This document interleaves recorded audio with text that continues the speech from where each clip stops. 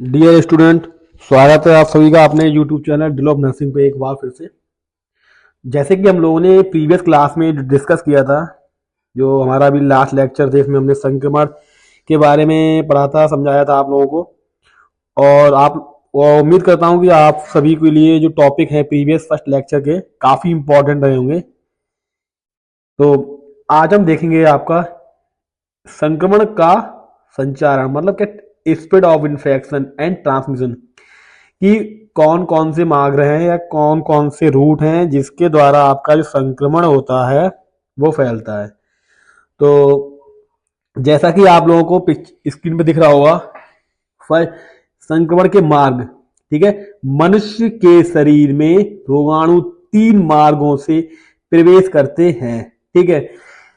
इसमें आपका है कि इन्फेक्शन हमारे बॉडी में, हमारे शरीर में किस तरीके से प्रवेश करता है। तो ये सारी चीजें आपको पता होनी चाहिए कि संक्रमण, अगर कोई व्यक्ति इन्फेक्टेड है या कोई व्यक्ति संक्रमित है तो कौन कौन से माध्यम हैं जिसके द्वारा उस व्यक्ति को इन्फेक्शन हो सकता है। या इन्वेस्टिगेशन में जब डॉक्टर कहता है कि आपने कुछ तला मुझा खाया होगा या आपने बाहर का खाया होगा या आप किसी फैक्ट्री में काम करते हैं या किसी भी ऐसी जगह काम करते हैं जहां आपको काम करना नहीं चाहिए या वहां पे बहुत ही ज्यादा हार्म है, तो ये चीजें डॉक्टर कैसे फाइंड आउट करता है। तो ये सारी चीजें हम आज देखेंगे आपके संक्रमण के मार्ग में। तो पहला आपका है पाचन मार्ग। आप नोट करते जाएगा, एक ही पॉइंट बहुत ही इंपॉर्टेंट पॉइंट है, ये आपके फाइनल एग्जाम में आता है।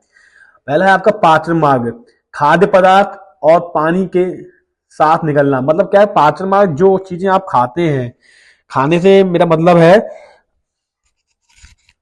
आप जो भी आउटसाइड एरिया, बाहर है या कोई भी दूषित पदार्थ है, दूषित पदार्थ मतलब है कि जो व्यक्ति पदार्थ को या खाने पीने की चीज को बना रहा है, ठीक है, वो संक्रमित है किसी न किसी रोग से, किसी न किसी बीमारी से वो संक्रमित है।